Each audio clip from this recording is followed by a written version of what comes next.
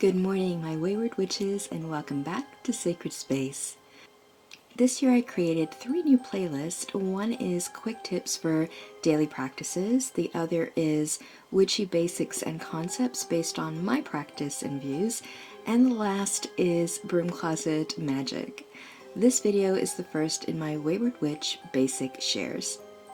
There are a lot of videos that teach you how to work with incense and the use of charcoal discs to burn them, but they don't always explain how to do so using safe, non-toxic methods and why it's important to consider this from a health and spiritual standpoint.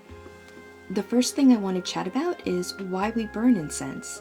Now I say we, but I do mean so generally as globally, incense smoke and offerings are done for various reasons.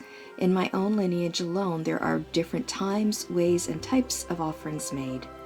Some of the reasons that I burn incense is preparing space and workings for ritual creations, working with the botanicals of the incense to breathe life into jars, awakening them in service as spirit vessels, for example. I also burn incense as a vehicle to commune with and provide offerings to my ancestors of blood, land, and spirit. Yet another reason would be as part of creating liminal space for journey work. Regardless of the various reasons why I burn incense, one thing that remains important in my practice is that the incense itself is viewed not as a tool to be used, but as a gift from the plant spirits who gave us their existence to share their spirit, teachings, and healings with us. So I believe working with incense should be done with reverence, humility, and gratitude. The burning of incense is more than an action. Connect with the herbs first. I do this in a few different ways. One of the simplest is with purifying my hands, awakening my palm chakras, which for me connect to not just healing, but the creation of portal and liminal space, holding the incense in my hands and offering a prayer of gratitude and my own breath of life, generally 3 times, then placing the amount that I want to work with in a smaller dish on the altar. Now let's look at the how. The most popular way isn't always the best way.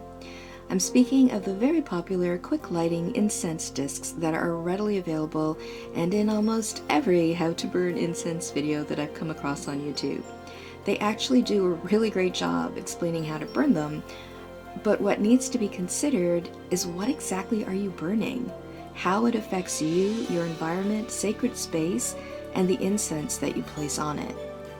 These fast-lighting commercial incense charcoals contain toxic chemicals such as sodium or potassium nitrate, sulfurs, etc. They can usually be identified by the charcoal crackling or sparking that happens when you light them and the very distinct odor that it exudes. I personally had to stop burning loose incense and most commercial mass-produced incense sticks, which also contain serious toxins, because of the effects it was having on my health. From a spiritual side, I often felt the sickness from the energy, and the workings honestly at times it felt abusive towards them, disrespectful at the very least. There's very little time for energy release or exchange using this method. I think there's a disconnect where individuals may feel that the more smoke produced, the more magic, but sometimes it's just smoke and mirrors. 15 years ago, I found an alternative. I was researching Japanese ritual ceremonies and came across the Kodo incense ceremony. It was such a pure and beautiful practice. My geeky little heart deep dived into what was used, which is bamboo charcoal and white rice ash. One of the first things I want to mention when it comes to burning any type of incense, including oil burners, cones, sticks, or incense on charcoal, is you must open a window in the room that you're working in. There are 2 main reasons that I'm suggesting this. One, it helps dilute the particulates that are being released, reducing indoor pollutants, and depending on what you choose to burn, helping to dilute the toxicity levels that are being released. Most commercial candles and incense will also create positive ions in your space, which you don't really want, so ensuring a good flow of air and energy is essential. There are some pure forms of smoking, such as the use of bamboo charcoal, as we will discuss, and burning of certain botanicals like sage, that will actually create negative ions. You still want to ensure that you have windows opened and the space is well ventilated so the pesky positive ions that exist in the space have a way of leaving. On a spiritual level, if you're burning incense to purify a space, you want the negative energy to have an escape route, for lack of a better term. Otherwise, it's just creating a big gray, messy mush-up in the space that you're working in. Isn't that technical and lovely? Okay, first, let's get to it. Bamboo charcoal is, as you can see from the real-time footage, not fast lighting, but that in and of itself is a plus. Ritual should not be rushed. During the time it takes for the bamboo to fully catch, I ground, center, and begin to build energy towards the working, either through mental practices, sometimes using rattles or drums, or singing intention into the space. I do not recommend lighting it, then going about collecting things or making a cup of tea. All of that needs to be done prior to. The burning of the incense begins the process of ritual, and it should be honored as such. The magic isn't the incense that you put on the charcoal. These are plant spirit allies who are simply adding their energy, their vibrations to yours. So the more energy you raise, the more powerful the ritual workings. It's really not about adding more and more incense to a disc, and how much smoke you create adds the power. It all starts with you. There are several other reasons why I strongly encourage you to switch to bamboo charcoal. It contains no toxins or petroleum. It's a more porous material, allowing it to breathe and sustain a burn more efficiently. It releases negative ions similar to oceans and waterfalls. It burns in the far infrared spectrum of light, similar to that of the sun.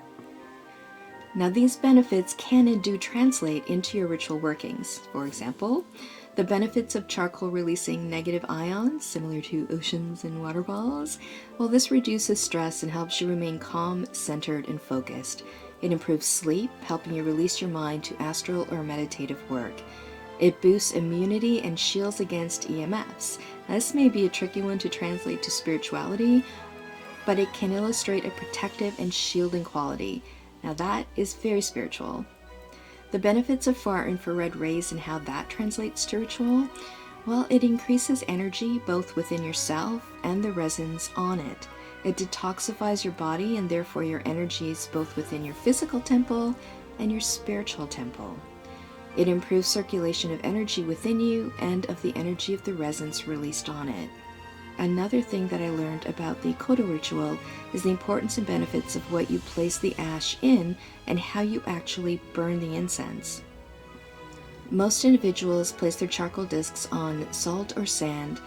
I have switched to using white rice ash, and it's made an incredible difference. White rice ash is lighter and more porous, which allows you to bury the bamboo charcoal within without extinguishing or smothering it. By burying the charcoal, it provides a safer, more stable scenario if you wish to hold and walk a space with the incense burner. As you hopefully noticed, I created a well in the center of the ash, and once the charcoal had completely taken and had turned from black to ashy gray, I laid it down and then lightly covered it with the ash. There are a few reasons for this.